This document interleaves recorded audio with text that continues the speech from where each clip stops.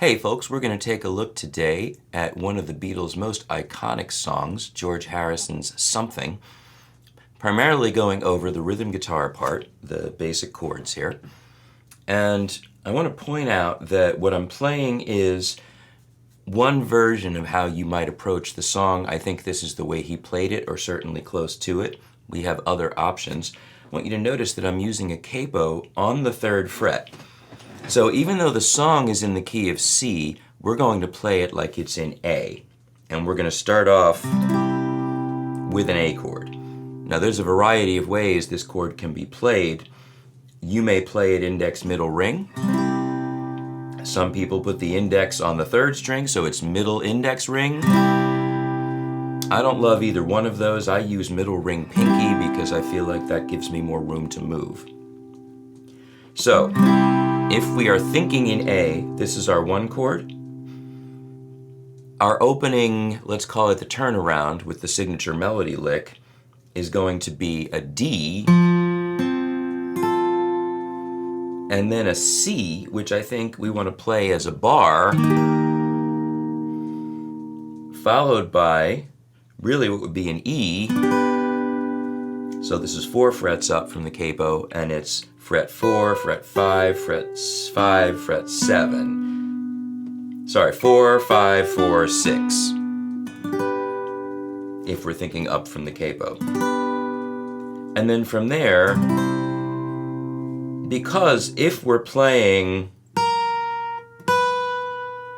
I think we do want to hear this. So keep in mind the chords I'm giving you are still relative to the capo. We start with a D. And then, if you want, you can follow that melody part by bringing your pinky in and reaching up 3 frets. So we get this. It's a tricky reach, but notice how dropped my wrist is. So my thumb is lower than it would ordinarily be. My wrist is more bent than it would ordinarily be, but that allows me to extend that pinky. And notice I'm not trying to get on the fingertip here. I am basically just uncurling my knuckles, uncurling the joints. Pinky lands pretty much flat, but it works. It sounds fine. You could do this as a bar. That feels like more work to me. So, D, A-shaped bar.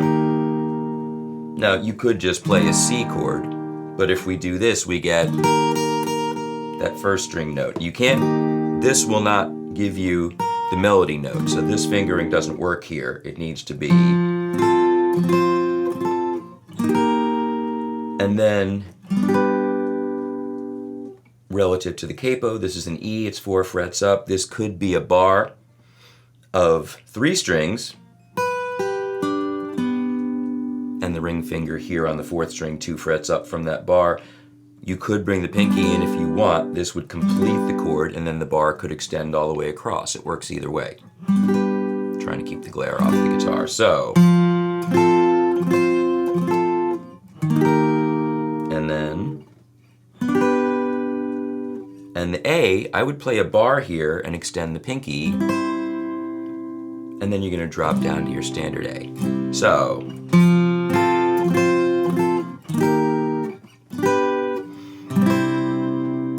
now, go to your standard A, and then A major 7, which is 2, 1, 2, 0.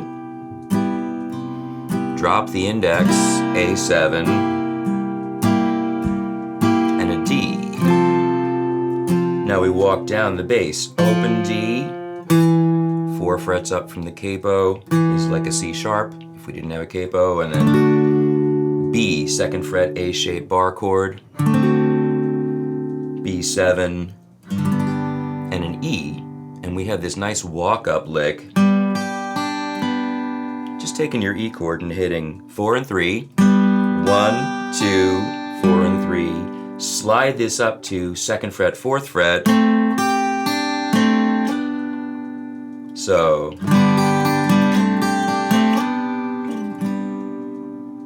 So far, A,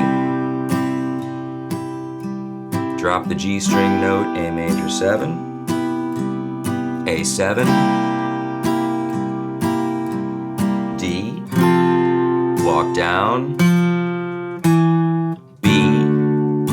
G7, E, and this lick. Remember, the fingering here is index, middle. We're really sliding, at least the index, sliding fret 1 to fret 2 and replacing this middle with the ring. And then hit both of these, slide it up, and again the picking. 1, 2, well, let's do this. Downstroke, up, up. I'm gonna go to a downstroke here. I think 2 strings, upstroke, upstroke, 2 strings, slide, upstroke, upstroke. I think that makes sense, and it's nice and fluid.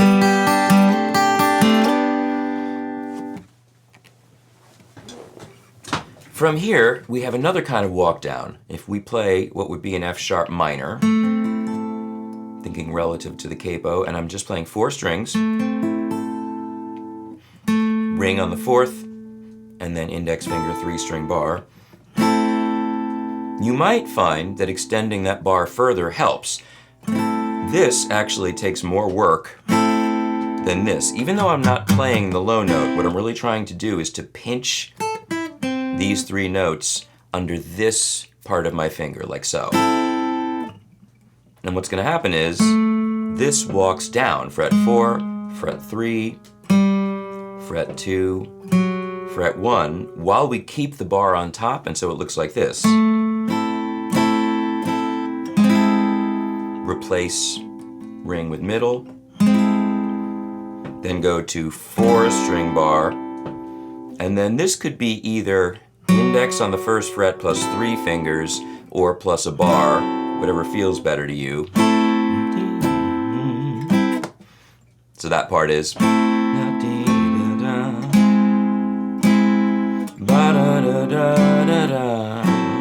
And then back to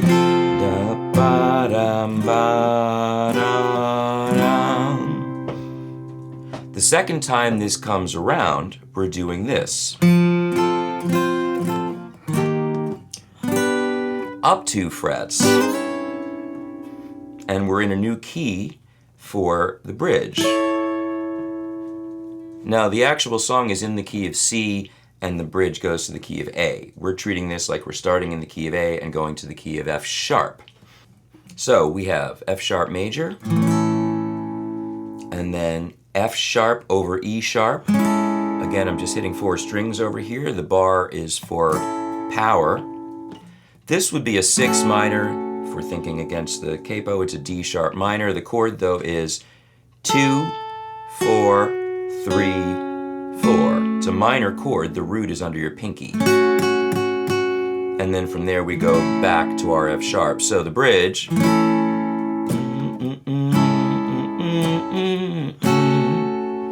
Back to the F sharp. Now a B bar. An E, which we could. Let's just go here. And then F sharp. Dun, dun, dun, dun, dun. F sharp over E sharp, 6 minor, D sharp minor, back, B, E, A. And that takes us back into the original key. Now, I want to take the capo off, walk through this once in open position, because you may choose to play it this way as well.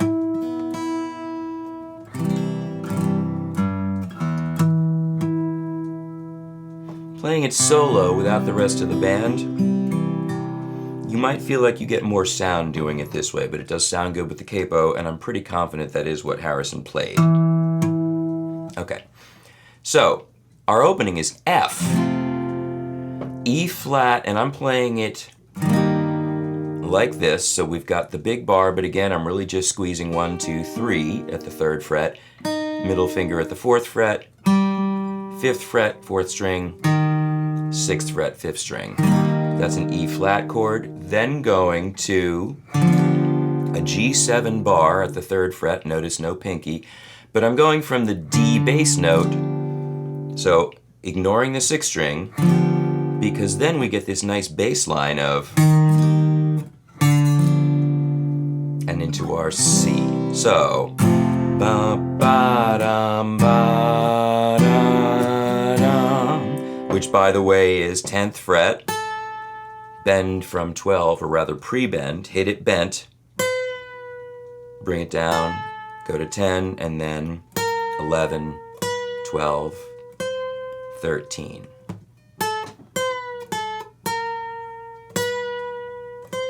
So now this would be a C chord, C major 7, drop the index, C7, bring the pinky to the 3rd string, 3rd fret, index comes back, F, walk down, 3rd fret, 2nd fret, D, D7, and G, open G chord, index, middle, 2nd and 1st frets, slide it up, and then A minor, almost, A minor major 7, so this is open 1st, 2nd fret, 2nd string 1st fret, 3rd string 1st fret, 4th string 2nd fret. So from A minor, it's this. We replace middle with ring, index middle goes over here. A minor 7, and then this is really an F sharp minor 7 flat 5, but the idea is that we have a descending chromatic line, so A minor major 7, A minor 7, really A minor 6 is what we're going to call this here, but that F sharp leads into F, and then the second time, da ba dum ba da, A.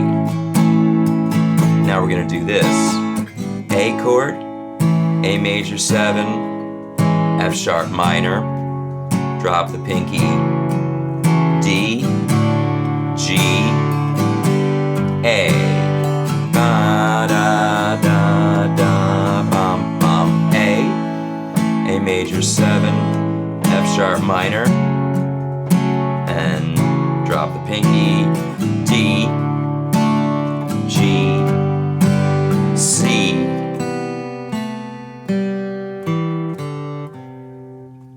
So there's 2 ways to play it. I will go ahead and put a tab link in the description, and there's more to dig into. This song has a great guitar solo, but I think learning both the capo part and the open position part are worthwhile because of what it's going to teach you about how the chords move. You might actually find the open position part is easier, but like I said, they are both worth a look. We're going to cover this song in the live in-person Beatles class that I start teaching in the beginning of August, if you are watching this before August the 5th of 2025. And if you're not, then if you're in Nashville, keep your eyes open. I do group classes all the time. Thanks for watching, everybody.